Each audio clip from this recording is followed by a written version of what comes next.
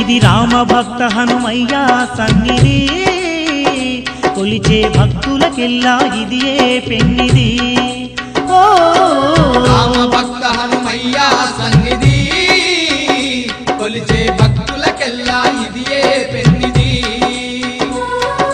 పవిత్రమైన క్షేత్రం ఆ పవన కుమారుని నిలయం, పవిత్రమైన క్షేత్రం ఆ పవన కుమారుని నిలయం. అవనిలో పుణ్యధామం శ్రీ ఆంజనేయుని ఆలయం, అవనిలో పుణ్యధామం శ్రీ ఆంజనేయుని ఆలయం. ఇది దీన జనులను ఆదరించే క్షేత్రం, దివ్య సుందరుడైన మారుతి మందిరం.